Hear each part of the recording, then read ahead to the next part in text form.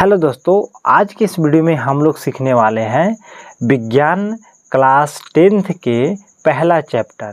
तो देखिए दोस्तों कि पहला चैप्टर का नाम है रासायनिक अभिक्रिया एवं समीकरण, केमिकल रिएक्शन एंड इक्वेशन।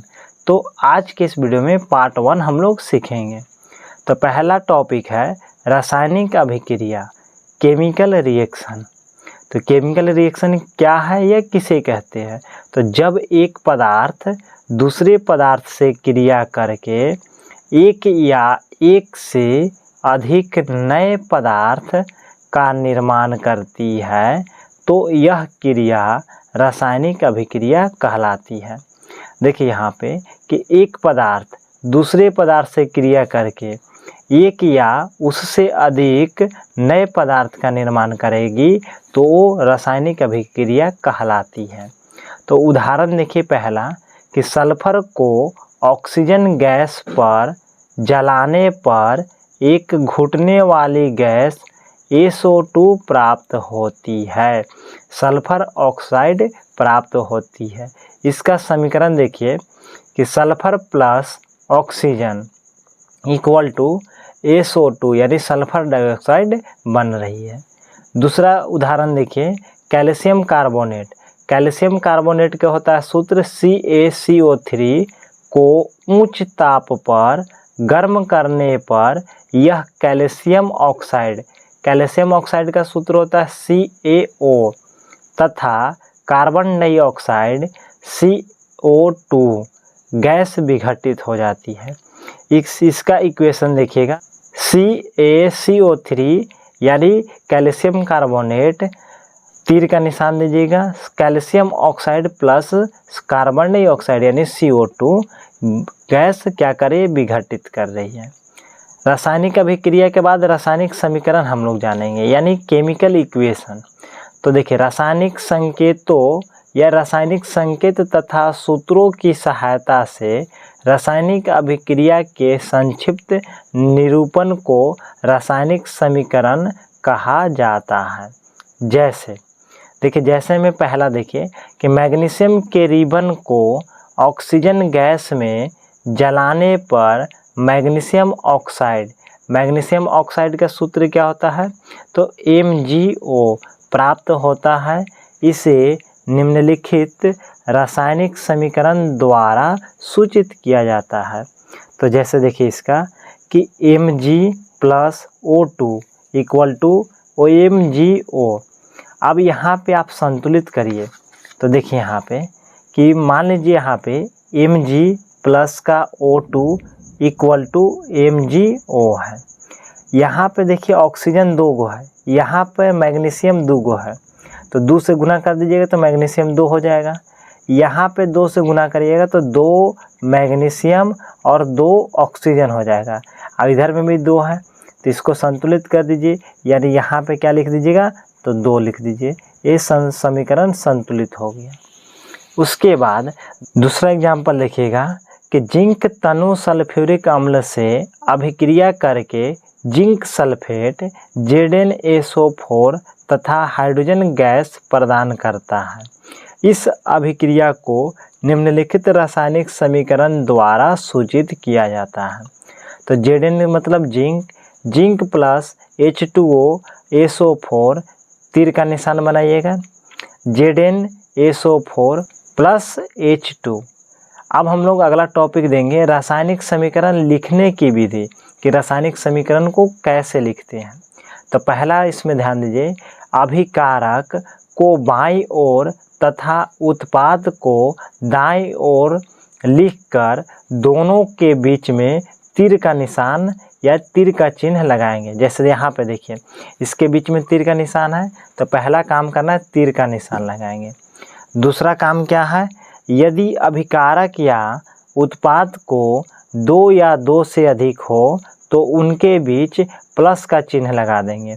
जैसे यहाँ पे देखिए यहाँ पे 2 या 2 से भी अधिक होगा तो इसके बीच में प्लस का चिन्ह लगा देना है। तीसरा काम क्या करना है कि एक से अधिक अणुओं को सूचित करने के लिए प्रत्येक अणु को पहले उनकी संख्या लिख दी जाती है। जैसे यहाँ पे देखिए हाइड्रोजन 2 गो है तो इसकी संख्या पहले लिख दी जाती है। अब हम लोग जानेंगे अभिकारक के डिफिनेशन क्या है या अभिकारक क्या होता है। तो ऐसे पदार्थ जो रासायनिक अभिक्रिया में भाग लेते हैं अभिकारक कहलाते हैं। जैसे यहाँ पे समझिएगा कि जो रासायनिक अभिक्रिया में भाग ले रहा है वो क्या कहलाएगा, तो अभिकारक कहलाएगा। और उत्पाद या प्रतिफल किसको कहेंगे, तो ऐसे पदार्थ जो रासायनिक अभिक्रिया के फलस्वरूप प्राप्त होते हैं उसे उत्पाद कहलाते हैं। या दूसरे शब्दों में ऐसे भी बोल सकते हैं कि जब कोई पदार्थ रासायनिक अभिक्रिया के फलस्वरूप निर्माण होता है उसे प्रतिफल या उत्पाद कहते हैं। जैसे यहाँ पे देखिए कि ऐसे पदार्थ रासायनिक अभिक्रिया के फलस्वरूप प्राप्त होते हैं और यहाँ पे कि जो भाग लेते हैं तो भाग लेने वाला अभिकारक कहलाएगा। और भाग लेने के बाद जो फल स्वरूप प्राप्त होता है वो क्या कहलाएगा, उत्पाद कहलाएगा।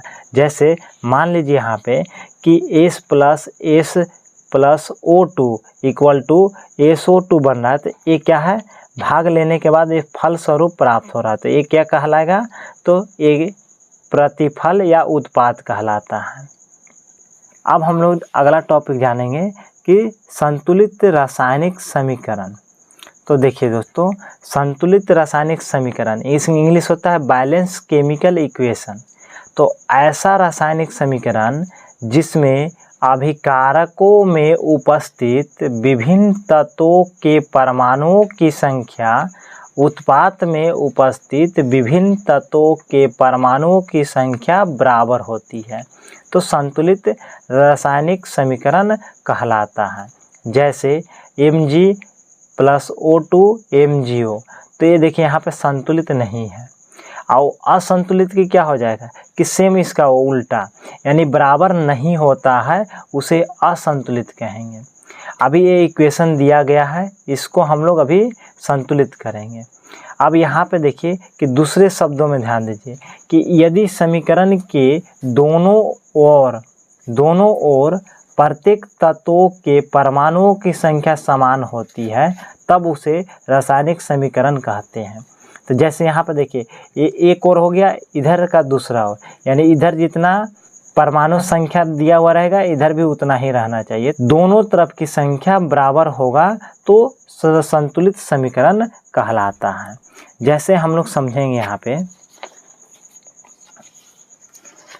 इसका देखिए संतुलित हम लोग करेंगे कि Mg प्लस का O2, तीर का निशान बनाइए, MgO। अब यहाँ पे देखिए Mg 1 है, O2 कै गो है, तो 2 है। इधर में O2 कै गो है, 1 है, तो यहाँ पे 2 से गुना करिए तो O2 कितना हो जाएगा, तो O2 हो जाएगा 2। यहाँ पे Mg में 2 से गुना करिए तो क्या हो जाएगा, 2 Mg। तो यहाँ पे क्या करना है कि 2 Mg हो गया है, तो इधर भी 2 Mg करना है, तो 2 से गुना कर दीजिए।